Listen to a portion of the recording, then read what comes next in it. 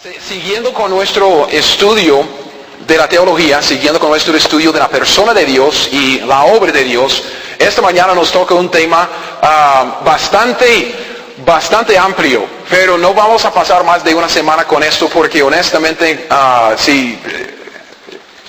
yo creo que con una semana basta, ¿ok? Con un mensaje basta. Si no, si Dios me pone otra cosa en el corazón, esta semana podremos seguir con el tema. Pero hoy quisiera hablar de la Trinidad. Hoy quisiera hablar de nuestro Dios, el Creador, en tres personas. Es una de esas doctrinas, es una de esas cosas que, por supuesto, yo siendo gringo, criándome en un país, entre comillas, cristiano, ok, nadie se ríe, uno como se entera de este concepto desde niño, y obviamente también en una cultura católica como esta, muchos también andan con el concepto de la Trinidad en su mente, pero a veces no entendemos bien qué es lo que dice la Biblia en cuanto a nuestro Dios tres en uno. Entonces esta mañana vamos a ver ciertas cosas que la palabra dice acerca de este asunto. Solo necesito que ustedes recuerden dos cosas importantes de lo que ya hemos visto hasta ahora, porque hemos visto varios atributos de Dios, de que Dios es amor y que también tiene su santidad y su justicia, la ira de Dios. Hemos estudiado mucho acerca de la persona de Dios, pero dos cosas tenemos que recordar esta mañana. Dios es eterno y Dios es inmutable. Que Dios es eterno en el sentido de que Él ha existido siempre y siempre existirá. Dios no cambia, es eterno, existe fuera del tiempo, Él no tiene límites, es eterno. Entonces, Él ha existido siempre, nunca hubo un momento cuando Él no existiera y existirá para siempre. Y tenemos que juntar este concepto de la eternidad de Dios, de que Él es eterno, con el concepto de su inmutabilidad, de que Dios no cambia. ¿Okay? Dios no cambia. ¿Por qué? Porque Dios es una Trinidad, ha sido una Trinidad y será una Trinidad para siempre. Y eso es muy importante porque muchos de los errores que surgen de esta doctrina surgen porque honestamente es un tema que no vamos a entender. Es por eso que yo digo, con una semana viendo algunas cosas en la Biblia acerca de la Trinidad es suficiente, porque podríamos pasar todo el resto de nuestras vidas hablando y discutiendo el tema y no vamos a llegar a nada, porque honestamente Dios no es como nosotros, Dios no es como nadie.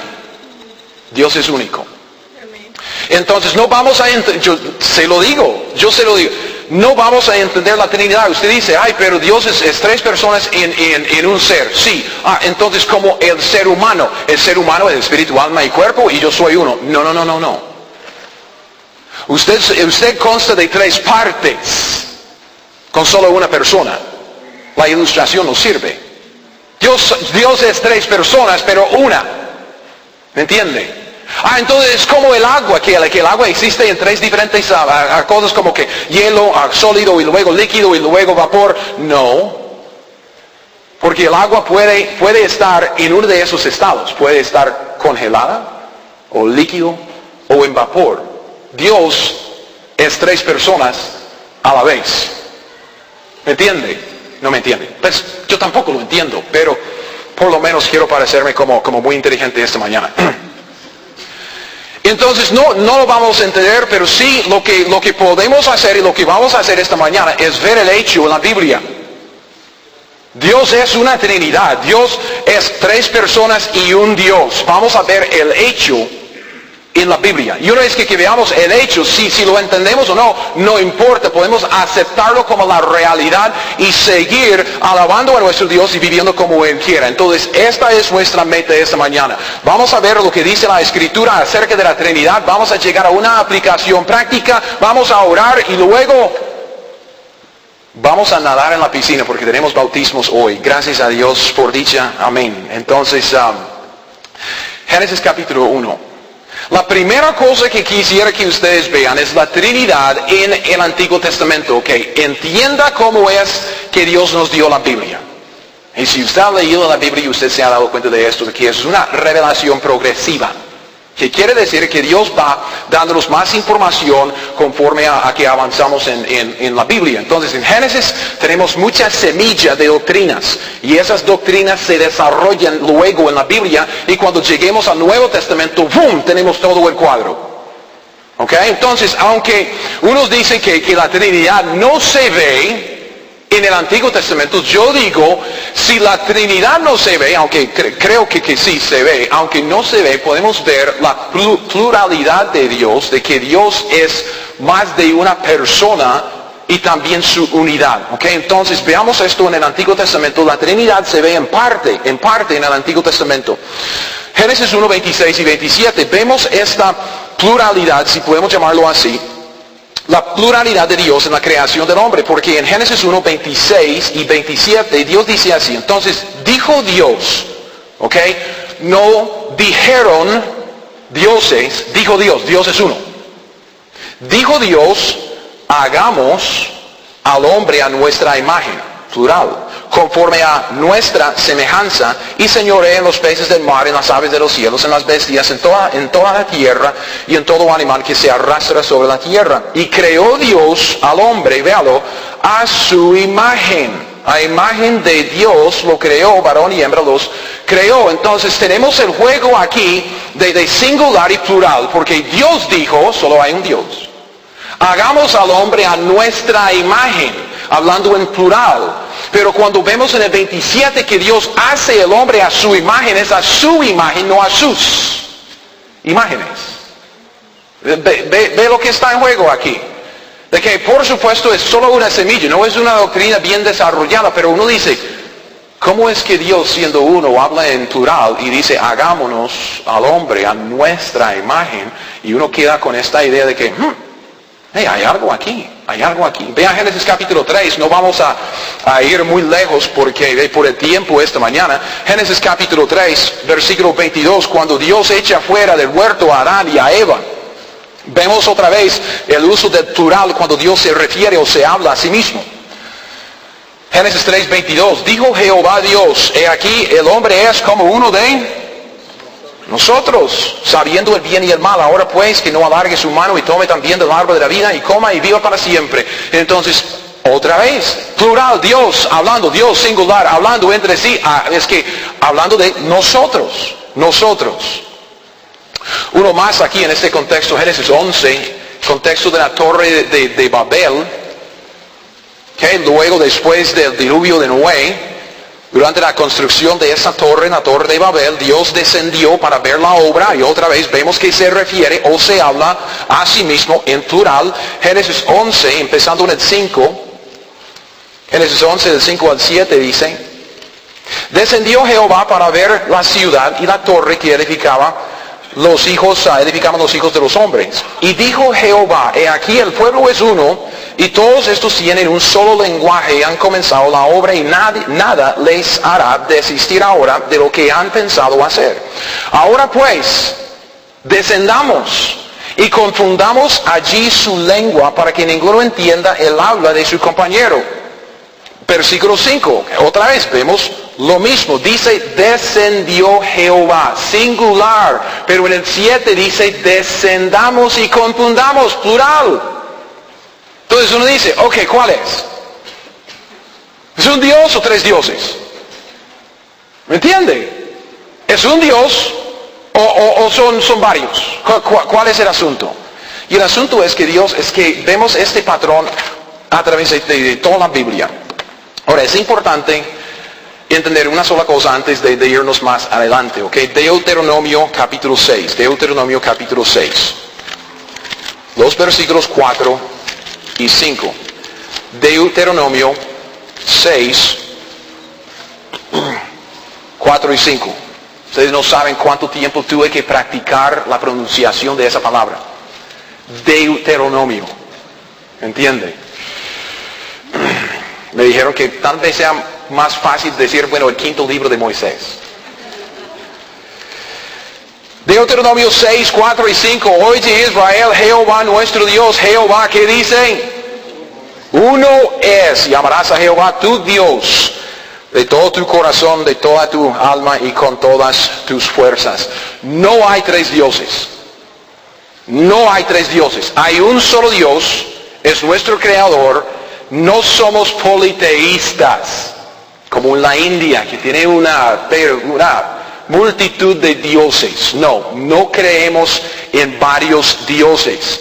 Nosotros, creyentes en la Biblia, creemos en un solo Dios. Sin embargo, este Dios, Jehová, se refiere a sí mismo a veces usando el plural. Además, lo vemos hablando consigo mismo como si fuera más de uno. Pero solo hay un Dios. Vamos ahora al Nuevo Testamento, Mateo capítulo 3. Bueno, al comienzo del Nuevo Testamento, yo no quiero que ustedes me dicen que no, hasta la cruz es el Nuevo Testamento. Tranquilos, ok. Paz. Pero aquí, empezando en Mateo, y a través del Nuevo Testamento, lo que vemos es que Dios toma esta doctrina que vemos en semilla, ok, en parte en el Antiguo Testamento, y ya nos explica este asunto un poco más. Tenemos más revelación en el Nuevo Testamento. Empezando aquí, y yo escogí como tres diferentes lugares, en el Nuevo Testamento que son muy, muy buenos para entender este asunto. En el bautismo de Jesús, Mateo 3, 16 y 17. Vea lo que dice su Biblia. Y vea la Trinidad, vea las tres personas del único Dios. 3:16, y Jesús, después que fue bautizado, subió luego del agua, y aquí los cielos le fueron abiertos, y vio el Espíritu de Dios que descendía como paloma y venía sobre él. Y hubo una voz de los cielos que decía, este es mi Hijo amado, en quien tengo complacencia. Ahí tiene las tres personas, ¿verdad? Jesús, el Hijo de Dios, que se bautizó, y cuando Él sube del agua, desciende el Espíritu de Dios, o que la tercera persona de la Trinidad, y Dios Padre, la primera persona, habla.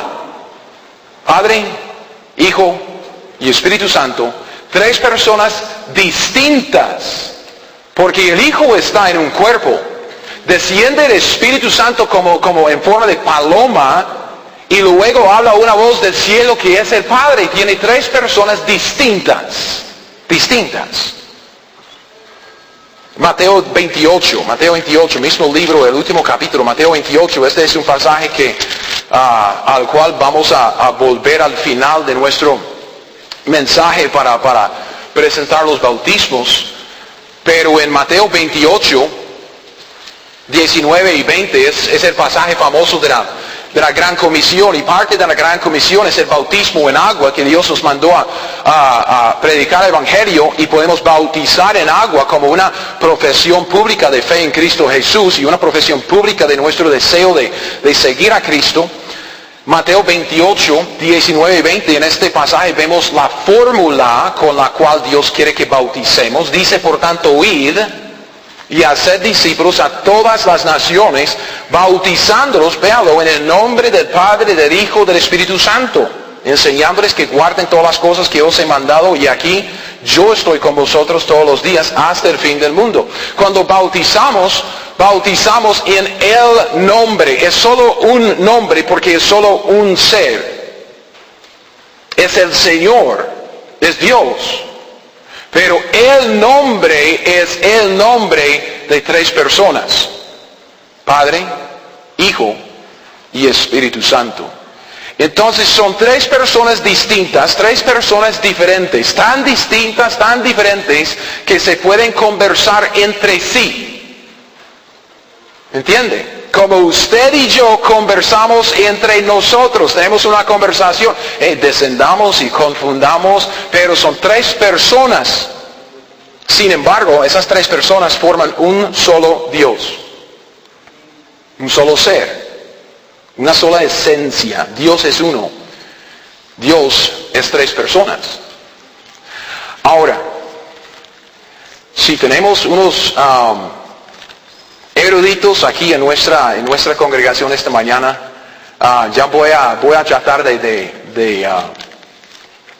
¿cómo puedo decir? Majarle los dedos de los pies sin ofenderles.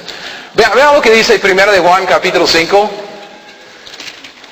1 de Juan capítulo 5. Uno de los mejores testigos bíblicos de la Trinidad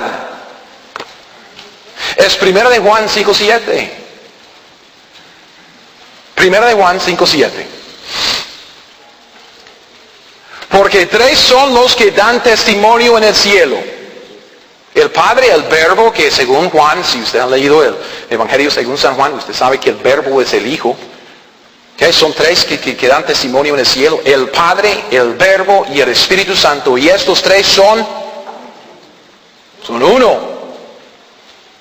El mejor versículo en toda la Biblia, como dije antes, que la Biblia es una revelación progresiva, que Dios nos da más información conforme a que vamos avanzando en la revelación hasta Apocalipsis. Llegamos a Primera de Juan, que es uno de los últimos libros escrito en el 90 después de Cristo, y Dios nos da, el versículo que la gran mayoría quieren quitar de la Biblia. Usted sabe, si usted está aquí que tiene una Biblia que no es de una de las Biblias de Reina Valera, muy posible usted no tiene ese versículo en su Biblia. O si tiene el versículo en su Biblia, tiene una nota al pie que dice, este versículo no aparece en los mejores y más antiguos manuscritos que existen. Que si usted tiene una Biblia así, póngase de pie. No, mentiras. Ahora, no tengo el tiempo para explicar este asunto, y sabiendo que iba a querer explicar este asunto, yo quité todas las notas que saqué para respaldar lo que voy a decirles. Pero si usted quiere saber cuál es la evidencia por este versículo en su Biblia, baje el estudio de la página web. Simplemente no tenemos tiempo para ver toda la evidencia. Solo es que vea, este es el asunto. Ustedes saben que no hay un texto griego, ¿verdad? Hemos hablado de esto mucho. Sabemos que hay varios textos griegos. Honestamente hay miles de manuscritos y varios textos. Yo tengo varios textos griegos en mi casa y no sé leer ni uno. Pero ahí están en el estante y se ven muy bonitos. Pero ahí están, textos griegos y textos griegos. Lo que pasa es que entre esos textos griegos y los manuscritos que existen, que dije, son miles. Hay diferencias entre el uno y el otro.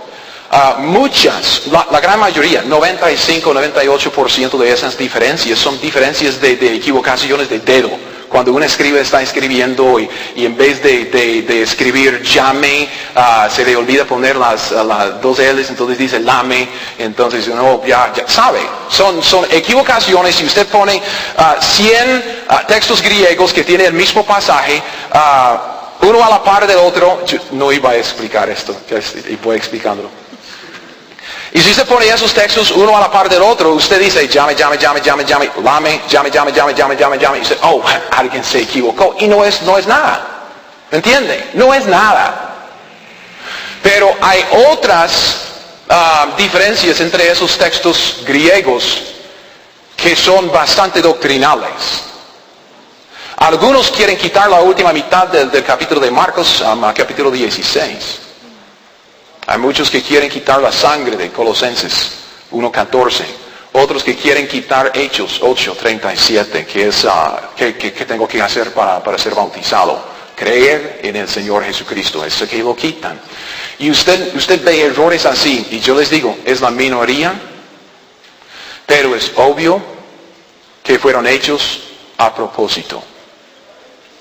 Son cambios doctrinales que no son errores de equivocaciones normales de los hombres. Usted puede decir, entre llame y lame, yo entiendo que el hombre escribiendo como que pensó en el almuerzo y no pensó en lo que estaba haciendo, entonces se le olvidó poner bien. Pero cuando usted quita cosas doctrinales, eso no es una equivocación. Y ver este versículo tan doctrinal acerca de la Trinidad de Dios, y que se quitan de todas las Biblias que viene de cierta familia de textos. Usted dice, cierta familia de textos tiene cierto trasfondo. Y ese trasfondo, ¿cuál será? Porque yo puedo trazar el cambio de este pasaje a un hombre en Alejandría, Egipto, que se llama Orígenes, que no creía en la Trinidad tal como se explica en la Biblia. Y puesto que él hizo centenares, si no miles de cambios en su texto, su hexapla, su texto griego, si él hizo otros cambios tan radicales y doctrinales, Obviamente, y uno dice, puede ser también que Él metió mano aquí. Yo tengo una lista, 7, 8, 12, no sé, de testigos antiguos, de antes del concilio de Nicea, donde aparece este versículo en los manuscritos. Además, si usted quita el versículo 7, el pasaje no funciona por cómo las palabras hacen juego. Porque tiene el versículo 6, véalo. Primera de Juan 5:6, ¿ok? Este es Jesucristo que vino mediante agua y sangre, no mediante agua solamente, sino mediante agua y sangre, y el Espíritu que es el que da testimonio, porque el Espíritu es la verdad. Ok, nosotros entendemos que hablamos a veces de masculino y femenino, ¿verdad? Si una palabra es masculina, si una palabra es femenina. Okay. En griego también tiene palabras que son neutrales, que no son ni masculinos ni femeninas. ¿Bien? Todo lo que usted ve en el versículo 6 es neutral, ni masculino ni femenino. Pero llega al versículo 8 y 3 son las que dan testimonio en la tierra, el espíritu, el agua y la sangre, esos 3 concuerdan, ya cambia y se refiere al masculino. Que no tiene sentido si usted no pone el versículo 7, que ahí es donde agarramos el cambio, porque 3 son los que dan testimonio en el cielo, el Padre, el Verbo, el Espíritu Santo, y esos 3 son uno, porque el Espíritu Santo aquí ya pasa de neutral a masculino, porque se refiere a Él como persona. La Biblia no funciona sin el versículo 7. ¿Por qué es que alguien quiere quitar el versículo 7 de la Biblia?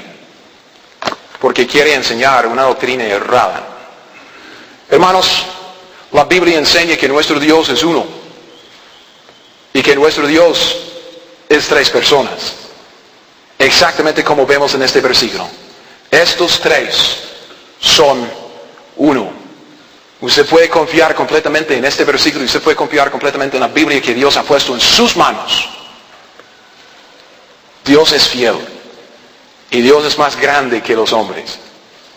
Ahora, ya hemos visto la Trinidad un poco en el Antiguo Testamento, bastante en el Nuevo Testamento. ¿Qué tal una aplicación? ¿Qué tal si hablemos de, cómo podemos aplicar algo así? La Trinidad de Dios es 3 en 1. Hablemos de estas 3 personas, empezando con el Padre. Porque siempre vemos la relación entre ellos. El Padre manda al Hijo, el Hijo siempre hace la voluntad del Padre y el Espíritu Santo hace la voluntad de los dos. Entonces empecemos hablando del Padre. Dios es el Padre, ¿verdad? El Padre es Dios, ¿verdad? Pero Dios no es el Padre de todos. Ajá. Juan 8, ahora sí, vamos a Juan 8, vamos a llegar a unas aplicaciones en cuanto a nuestra relación con las 3 personas de la Trinidad. Primero el Padre. Ay, pero Dios es Padre, Dios es amor. ¿Cómo es que un padre que ama a sus hijos va a mandarlos al infierno? Es que no puede ser. Bueno, sí puede ser, porque Dios no es el Padre de todos. Y Dios mismo lo dice.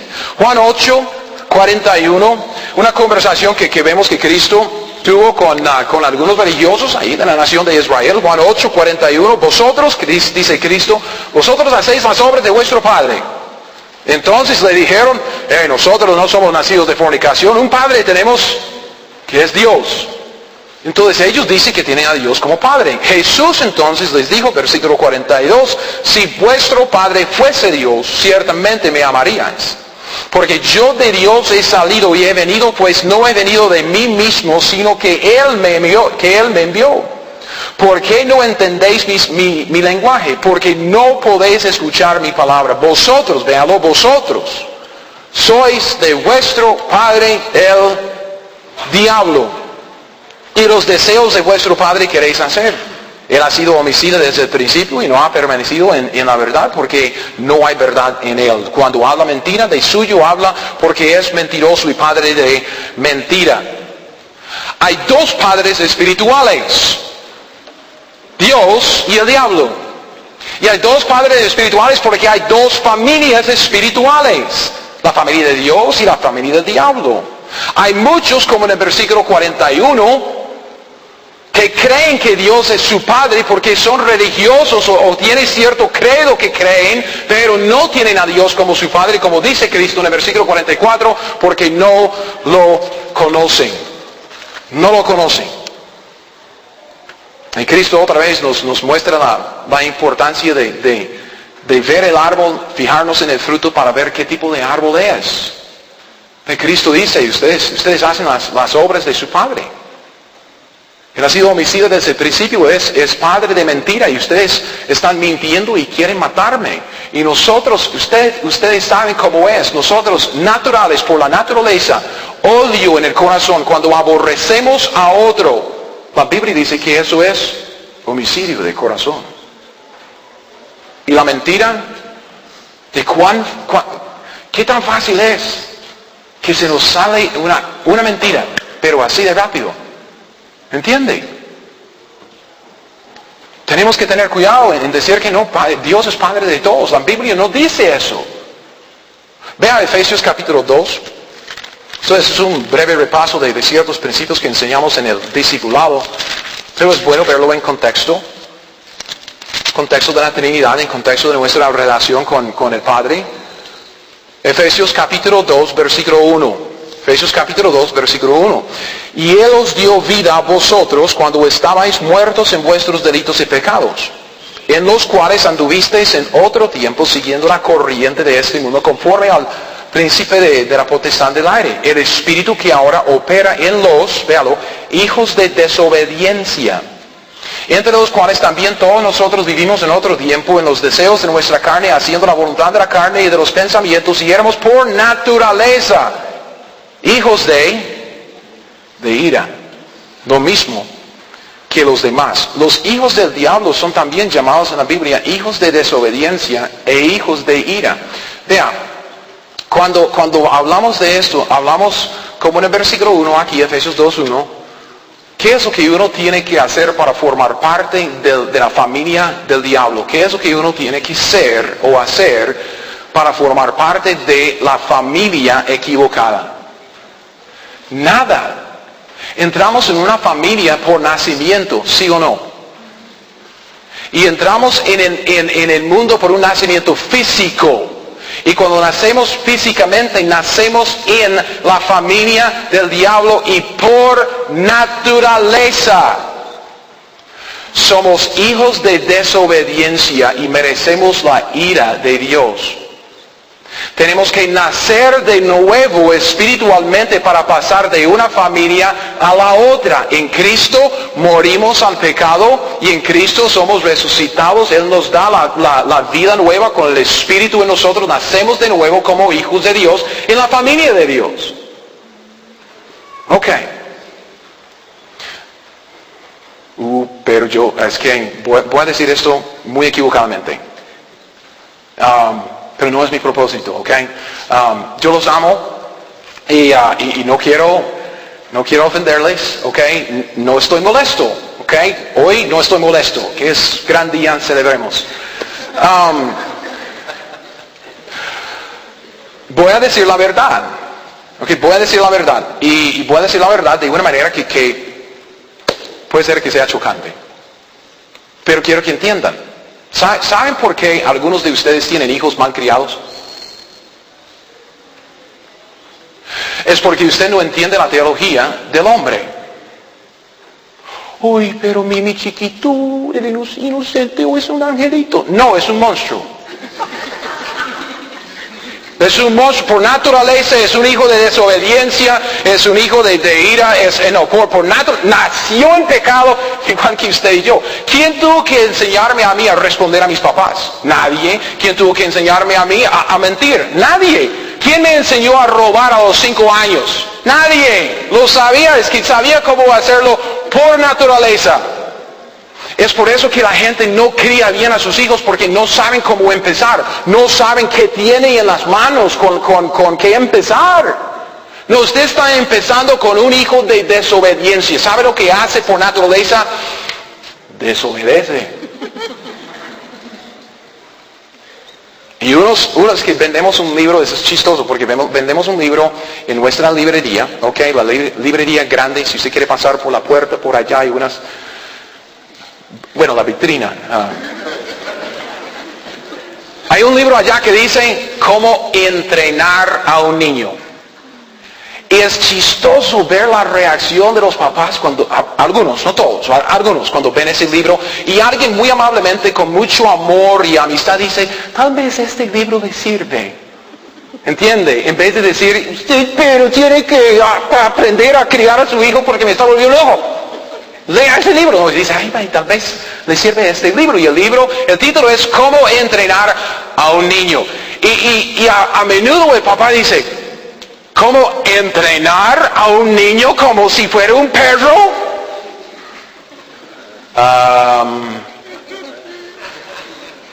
Sí. Si un perro tan bruto, si usted puede entrenar a un perro a obedecerle, no me diga que usted no puede entrenar también a un niño. Mucho más inteligente y listo a veces que un perro.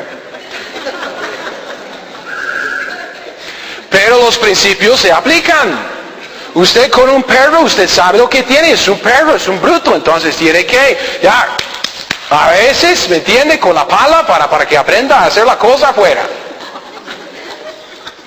Es una broma, no uso pala, ¿ok? Pico.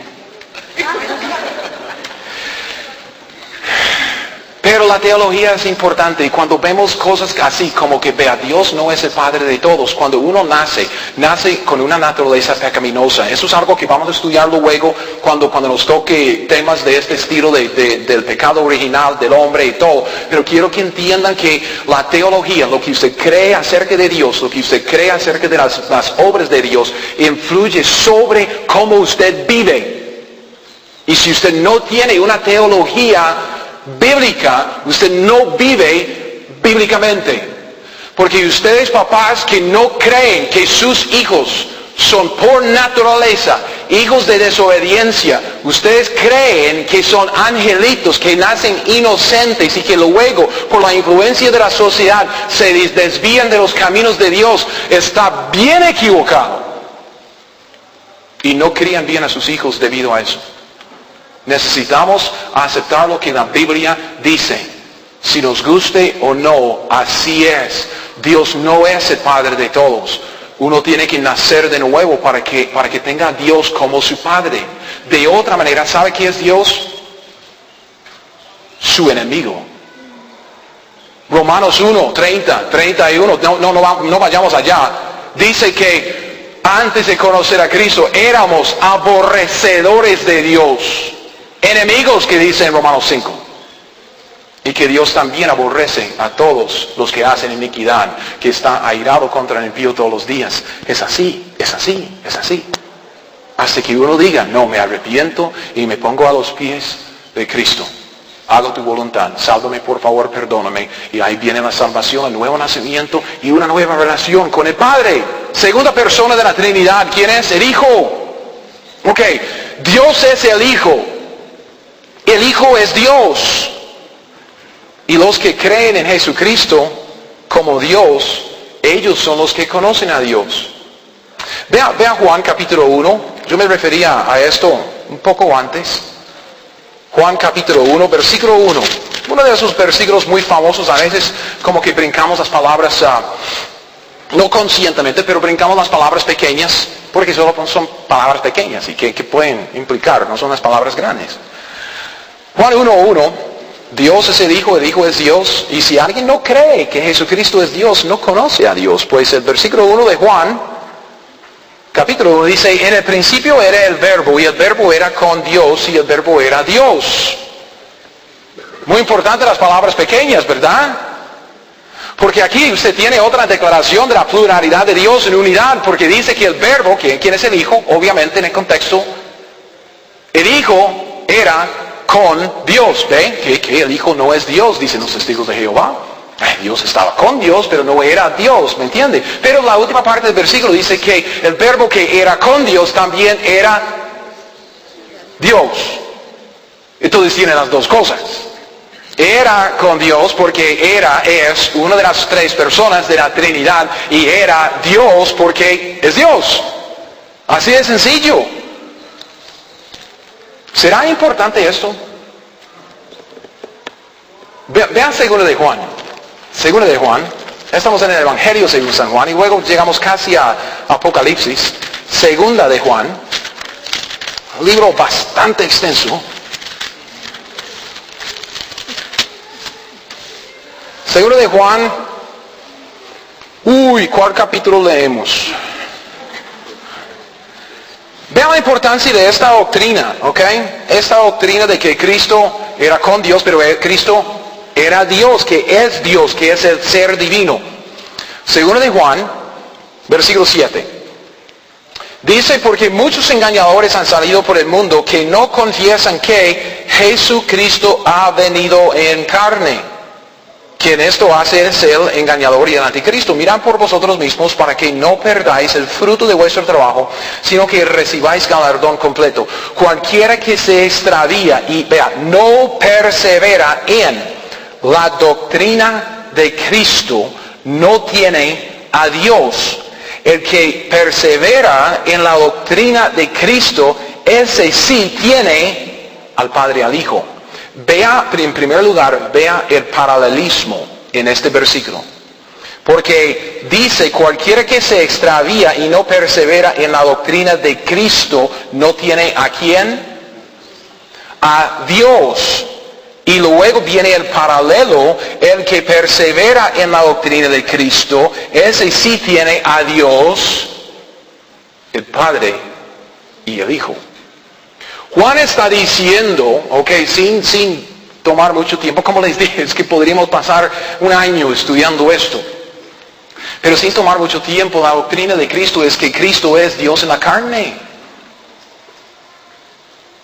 Es que Dios ha venido a este mundo en la carne, es Dios creador, es el Dios único, es Dios en la carne. Esta es la doctrina de Cristo, que Dios ha venido en la carne. Si alguien no acepta la doctrina de Cristo, si alguien no cree que Jesucristo es Dios mismo en la carne, no un Dios, el Dios, Dios mismo que vivió, Dios mismo que murió, Dios mismo que llevó nuestros pecados como nuestro sustituto penal, no es salvo. Así dice la Biblia.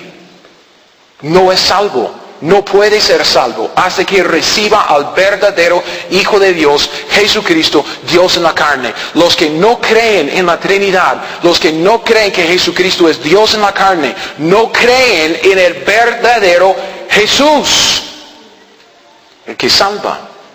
Creen en otro Jesús que no es el Jesús de la Biblia. No debemos equivocarnos. Los testigos de Jehová, ellos hablan mucho de Jesús y Jesucristo, ¿verdad? Pero su Jesús es un Dios creado, engendrado por el Padre. Y si usted llega al grano con ellos, es Miguel el Arcángel, manifestado en la carne. Los mormones creen que Jesucristo es el hermano del diablo, engendrado por el Padre y una de sus esposas. Un Dios, claro que sí es un Dios, pero no es el Dios. Ellos no son salvos. Pueden hablar todo el día de Jesús, pero ellos no tienen la doctrina de Cristo, de que es una Trinidad, Dios es Cristo, Cristo es Dios. No creen en Jesús. 1 de Juan 5, 11 y 12, la importancia de esto, por supuesto, la vemos en este pasaje. 1 de Juan 5, 11 y 12 dicen, este es el testimonio que Dios nos ha dado vida eterna y esta vida está en su Hijo. El que tiene al Hijo, tiene la vida. El que no tiene al Hijo de Dios, no tiene la vida. La teología sí es muy importante. Entender quién es Dios y quién es Cristo Jesús es bastante importante. Una persona más, ¿quién es? El Espíritu Santo. Solo un pasaje en este contexto, 2 de Corintios 3, 17. 2 de Corintios, capítulo 3, los últimos dos versículos 17 y 18. Dios es el Espíritu es Dios, el Espíritu es el Señor. El Señor, igual que Cristo, igual que el Padre. Es Padre, Hijo, Espíritu Santo. Todo lo que es Dios es el Padre. Todo lo que es Dios es el Hijo. Todo lo que es Dios es el Espíritu. Y ellos son Dios, pero tres personas. Segundo de Corintios 3:17 dice, porque el Señor es el Espíritu. ¿Puede ser más claro? El Señor es el Espíritu. Y donde está el Espíritu del Señor, allí hay libertad. Por tanto, nosotros todos, mirando a cara descubierta como un espejo la gloria del Señor, somos transformados de gloria en la misma imagen, como por el Espíritu del Señor. Entonces, en el versículo 17 dice que el Señor es el Espíritu. En 18 dice que es el Espíritu del Señor. Es la Trinidad. ¿Quién es Dios? Pues es el Espíritu. ¿Quién es el Espíritu? Es Dios. 3 en 1. 3 en 1. Y el Espíritu es el que lleva a cabo el proceso de transformación en nosotros. Cuando uno se arrepiente, pone su fe en Cristo Jesús, nace de nuevo. Y como dije, vamos a estudiar esto más adelante en esta serie sobre la teología. Pero nace por Dios, nace por el Espíritu. Llega a ser una nueva criatura. Todo lo viejo ya pasó, ya todo es nuevo. Y luego el mismo Espíritu que ya mora en el Espíritu de uno, que mora en mí, que mora en usted cristiano, nos transforma, nos conforma a la imagen de Cristo y lo hace por medio de la enseñanza y el aprendizaje, la aplicación de la palabra de Dios. La palabra es su instrumento para cambiar nuestras vidas, porque el Espíritu por medio de la palabra nos enseña, nos redarguye, nos corrige y nos instruye en el camino de justicia para que andemos como Cristo anduvo. Esta es la tarea del Espíritu Santo. Y es por esto que somos llamados hijos de Dios. Porque nacemos de nuevo por el Espíritu de Dios. O sea, nacemos de nuevo por Dios mismo. No somos hijos del Espíritu. ¿Me entienden? La Biblia no dice que somos hijos de Cristo, hijos del Hijo de Dios. No, dice que somos hijos de Dios. Dios mora en nosotros, Dios mora en el creyente. Y yo les digo esto. Si Dios mora en alguien, habrá una transformación. Habrá una transformación. Porque esta es la tarea del Espíritu Santo. Otra vez ya volviendo a eso de que, si alguien dice que conoce a Cristo y no hay fruto, si su testimonio es fiestas viejas y rebelión y luego se convierte a Cristo y luego fiestas y viejas y rebelión, disculpe, Dios mismo vive en mí. Dios mismo vive en el cristiano. Si no hay una transformación en un ser humano, Dios no mora ahí. Sencillamente no. Señor, Señor, pero no conocen a Dios. Y Dios no los conoce a ellos. Donde el Espíritu Santo está, hay libertad. Libertad del pecado y libertad para hacer la voluntad de Dios. Libertad para vivir en santidad, por fin. Pero dígame, cristiano, si no es así. Por fin Dios me ha liberado de las cadenas del pecado. Por fin no tengo que sentir el peso del pecado y las consecuencias del pecado. Por fin me ha librado de eso. Pero también por fin me dio un nuevo corazón y nuevos deseos y por fin me libró de la esclavitud al pecado. Ya soy esclavo de la justicia. Por fin. Esta es la obra de Dios en la vida de uno. Para terminar, yo quisiera invitarles a volver a Mateo 28, los versículos 19 y 20. Porque como dije, hoy esta mañana vamos a bautizar a algunos de nuestros hermanos en Cristo. Y ustedes que han asistido a la iglesia de por un tiempo, ustedes saben que en las mañanas, los domingos, no bautizamos y no celebramos la cena del Señor. Lo hacemos de vez en cuando en un en un servicio especial durante la tarde o en la noche. Porque sabemos que vienen muchos, a veces muchos de otras iglesias, muchos de otras doctrinas, muchos que ni siquiera son cristianos. Entonces, para nosotros, esas dos ordenanzas, el bautismo y la cena del Señor, para nosotros son muy especiales, para nosotros son muy importantes. Y no queremos ni despreciarlos ni menospreciarlos. Y entonces queremos guardar un tiempo especial para hacer esas dos cosas, para que los que realmente quieren venir y participar con nosotros en las ordenanzas que Dios nos dio, que vengan. Todos están invitados, la cena es una cena abierta, no cerramos puertas y solo miembros, no. Está abierto para todos los cristianos. Y el bautismo también está abierto a todo cristiano. El que se ha convertido a Cristo, la primera cosa que Dios quiere que haga es bautizarse en agua, como una profesión pública de su fe, de lo que cree. ¿Okay? Pongo a la persona debajo del agua como la muerte de Cristo y luego lo levanta para andar en la vida nueva. Es muerte y resurrección, es el cuadro del evangelio que la persona dice que cree. Pero también es una profesión con un cuerpo, una iglesia local, de que alguien es seguidor de Cristo. Y eso es lo que quiero decirles, ¿ok? Esta mañana estamos bautizando simplemente por una persona, es por don Víctor. Ustedes que conocen a don Víctor, es uno de los grandes amigos de esta obra, de mí, no personal, de muchos de ustedes. Ha llevado años con nosotros y no puede venir durante las noches. Entonces hablamos y saben, otra cosa es que nunca teníamos un tanque de agua caliente, entonces me temía meterlo en el agua fría y darle un paro cardíaco. Entonces, no, bueno. Entonces, para no matarlo, compramos un tanque de agua caliente por dicha y estamos bautizando esta mañana. Pero también va a meterse otros dos chavalos, y no sé si alguien más viene, pero de todos los que pueden dar un testimonio, pueden meterse bien, pero vean. Tengo una exhortación para todos, especialmente para los que están bautizándose esta mañana, pero también todos nosotros que ya nos hemos bautizado. Okay, yo me bauticé en 88, 89, por ahí, después de mi conversión. Vea Mateo 28,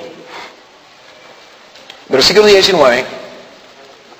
Mateo 28, 19. Por tanto, id y haced discípulos a todas las naciones, bautizándolos en el nombre, que un nombre de un Dios, en el nombre del Padre, del Hijo y del Espíritu Santo, y enseñándoles que guarden todas las cosas que os he mandado. Y aquí yo estoy con vosotros todos los días hasta el fin del mundo. Bautizamos en el nombre del Padre. Y con esto decimos que Dios es nuestro Padre y no el diablo. Los que se van a bautizar hoy están declarando públicamente: soy cristiano, Dios es mi Padre. Porque yo los voy a bautizar en el nombre del Padre. Yo los voy a bautizar también en el nombre del Hijo. Y con esto ellos están declarando que tienen a Cristo, Dios en la carne, como Señor y Salvador. Que Él los salvó cuando ellos se arrepintieron de sus pecados y pusieron su fe en Él. Están declarando a Cristo. Y además, cuando los bautizo en el nombre del Espíritu Santo, con esto, los que nos bautizamos, los que están bautizando, los que nos hemos bautizado, vea, con esto declaramos que vamos a vivir conforme a la guía del Espíritu Santo. Estamos declarando que queremos y vamos a procurar andar conforme a la voluntad de Dios, como se revela en la Escritura, y no conforme a la carne. Y entonces yo voy a insistir en que los que se meten en el bautisterio hoy, que hagan una buena evaluación. Porque yo como pastor ya llevo mis casi 15 años en varias iglesias, 8 con esta, casi 8. Si fuera por mí, y yo dije esto la última vez que bauticé, si fuera por mí, no bautizaría a nadie por 10 años. Muestre su seriedad, muestre que realmente es cristiano. Muchos son flores de un día, ¿verdad? Pero Cristo dice que El único requisito para el bautismo en agua es decir que usted es cristiano. Y luego todo lo demás cae sobre sus hombros para mostrar con su estilo de vida que realmente es lo que está profesando hoy cuando los bautizo. Ustedes están profesando que usted es seguidor de Cristo. Seguidor de Cristo. Y nosotros que nos hemos bautizado en agua, nosotros ya lo declaramos. Somos seguidores de Cristo. Entonces, mi última exhortación para esta mañana, para todos nosotros, los que se bautizan, los que nos hemos bautizado, para todos nosotros, vean, procuremos con diligencia, con todo el esfuerzo que tengamos, vivir dignos de nuestro Dios, la Santa Trinidad, que nos salvó de pecado y que nos dio el cielo en vez del infierno, que nos dio lo que no merecemos, una eternidad con Él, y Él mismo llevó lo que nosotros merecemos, la ira de Dios. Vivamos dignos de Él. Hemos hecho una declaración pública de que somos seguidores de Cristo. Guardemos nuestra palabra, andemos dignos de Cristo Jesús, porque llevamos su nombre. Oremos. Padre, gracias, Señor, por la mañana, gracias por... Es 3 personas y un Dios. Vamos a ver el hecho en la Biblia. Y una vez que veamos el hecho, si lo entendemos o no, no importa. Podemos aceptarlo como la realidad y seguir alabando a nuestro Dios y viviendo como Él quiera. Entonces, esta es nuestra meta esta mañana. Vamos a ver lo que dice la Escritura acerca de la Trinidad. Vamos a llegar a una aplicación práctica. Vamos a orar y luego... vamos a nadar en la piscina porque tenemos bautismos hoy. Gracias a Dios por dicha. Amén. Entonces, Génesis capítulo 1. La primera cosa que quisiera que ustedes vean es la Trinidad en el Antiguo Testamento. Que entienda cómo es que Dios nos dio la Biblia. Y si usted ha leído la Biblia y usted se ha dado cuenta de esto, de que es una revelación progresiva. Que quiere decir que Dios va dándonos más información conforme a que avanzamos en la Biblia. Entonces, en Génesis tenemos mucha semilla de doctrinas. Y esas doctrinas se desarrollan luego en la Biblia. Y cuando lleguemos al Nuevo Testamento, ¡boom!, tenemos todo el cuadro. ¿Ok? Entonces, aunque unos dicen que la Trinidad no se ve en el Antiguo Testamento, yo digo, si la Trinidad no se ve, aunque creo que sí se ve, aunque no se ve, podemos ver la pluralidad de Dios, de que Dios es más de una persona y también su unidad. ¿Ok? Entonces, veamos esto en el Antiguo Testamento. La Trinidad se ve en parte en el Antiguo Testamento. Génesis 1, 26 y 27, vemos esta pluralidad, si podemos llamarlo así, la pluralidad de Dios en la creación del hombre, porque en Génesis 1, 26 y 27 Dios dice así. Entonces dijo Dios, ¿ok? No dijeron dioses, dijo Dios, Dios es uno. Dijo Dios, hagamos al hombre a nuestra imagen, plural, conforme a nuestra semejanza, y señoree en los peces del mar, en las aves de los cielos, en las bestias, en toda la tierra, y en todo animal que se arrastra sobre la tierra. Y creó Dios al hombre, véalo, a su imagen. A imagen de Dios lo creó, varón y hembra los creó. Entonces tenemos el juego aquí de singular y plural, porque Dios dijo, solo hay un Dios. Hagamos al hombre a nuestra imagen, hablando en plural. Pero cuando vemos en el 27 que Dios hace el hombre a su imagen, es a su imagen, no a sus imágenes. Ve lo que está en juego aquí. De que por supuesto es solo una semilla, no es una doctrina bien desarrollada, pero uno dice, ¿cómo es que Dios, siendo uno, habla en plural y dice, hagámonos al hombre a nuestra imagen? Y uno queda con esta idea de que, hey, hay algo aquí. Hay algo aquí. Vean Génesis capítulo 3, no vamos a ir muy lejos porque por el tiempo esta mañana. Génesis capítulo 3, versículo 22, cuando Dios echa fuera del huerto a Adán y a Eva. Vemos otra vez el uso del plural cuando Dios se refiere o se habla a sí mismo. Génesis 3, 22, dijo Jehová Dios, he aquí el hombre es como uno de Nosotros, sabiendo el bien y el mal, ahora pues que no alargue su mano y tome también del árbol de la vida y coma y viva para siempre. Entonces, otra vez, plural, Dios hablando, Dios singular, hablando entre sí, es que hablando de nosotros.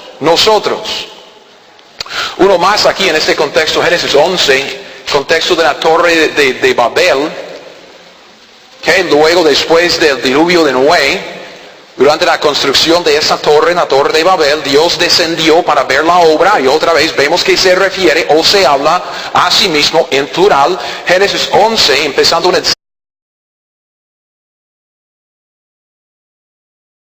Siguiendo con nuestro estudio de la teología, siguiendo con nuestro estudio de la persona de Dios y la obra de Dios, esta mañana nos toca un tema bastante amplio, pero no vamos a pasar más de una semana con esto porque honestamente, yo creo que con una semana basta, ¿ok? Con un mensaje basta. Si no, si Dios me pone otra cosa en el corazón, esta semana podremos seguir con el tema, pero hoy quisiera hablar de la Trinidad. Hoy quisiera hablar de nuestro Dios, el Creador, en tres personas.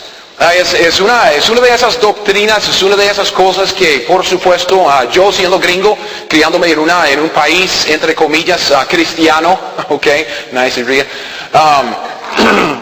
uno como se entera de este concepto desde niño y obviamente también en una cultura católica como esta, muchos también andan con el concepto de la Trinidad en su mente, pero a veces no entendemos bien qué es lo que dice la Biblia en cuanto a nuestro Dios 3 en 1.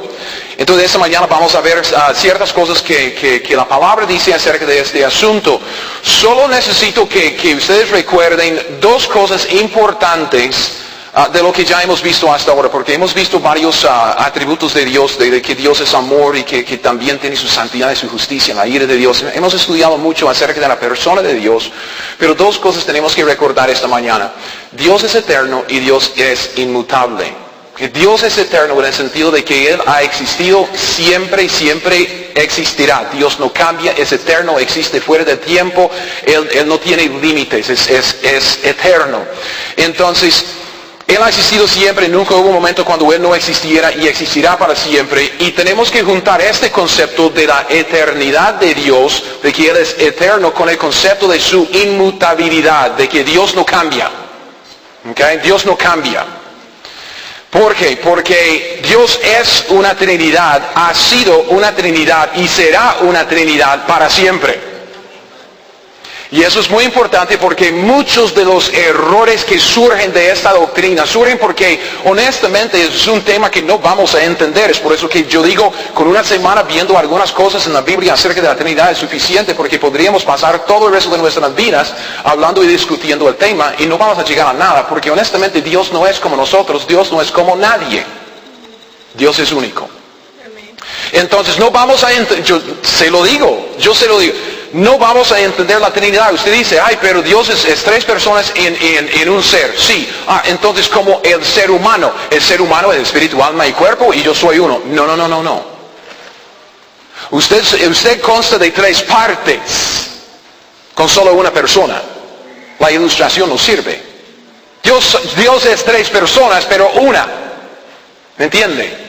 Entonces es como el agua, que el agua existe en tres diferentes cosas como que hielo, sólido y luego líquido y luego vapor. No, porque el agua puede estar en uno de esos estados, puede estar congelada o líquido o en vapor. Dios es tres personas a la vez. ¿Me entiende? No me entiende. Pues yo tampoco lo entiendo, pero por lo menos quiero parecerme como muy inteligente esta mañana. Entonces no lo vamos a entender, pero sí lo que podemos hacer y lo que vamos a hacer esta mañana es ver el hecho en la Biblia. Dios es una Trinidad. Dios 5, Génesis 11 del 5 al 7 dice, descendió Jehová para ver la ciudad y la torre que edificaban los hijos de los hombres. Y dijo Jehová, he aquí el pueblo es uno, y todos estos tienen un solo lenguaje y han comenzado la obra y nada les hará desistir ahora de lo que han pensado hacer. Ahora pues, descendamos y confundamos allí su lengua para que ninguno entienda el habla de su compañero. Versículo 5, otra vez vemos lo mismo, dice descendió Jehová, singular, pero en el 7 dice descendamos y confundamos, plural. Entonces uno dice, ok, ¿cuál es? ¿Es un Dios o tres dioses? ¿Me entiende? ¿Es un Dios o son varios? ¿Cuál es el asunto? Y el asunto es que vemos este patrón a través de toda la Biblia. Ahora, es importante entender una sola cosa antes de irnos más adelante, ¿ok? Deuteronomio capítulo 6, Deuteronomio capítulo 6. Los versículos 4 y 5. Deuteronomio 6, 4 y 5. Ustedes no saben cuánto tiempo tuve que practicar la pronunciación de esa palabra. Deuteronomio. ¿Entiende? Me dijeron que tal vez sea más fácil decir, bueno, el quinto libro de Moisés. Deuteronomio 6, 4 y 5. Oye Israel, Jehová nuestro Dios, Jehová, ¿qué dice? Uno es, y amarás a Jehová tu Dios de todo tu corazón, de toda tu alma y con todas tus fuerzas. No hay tres dioses.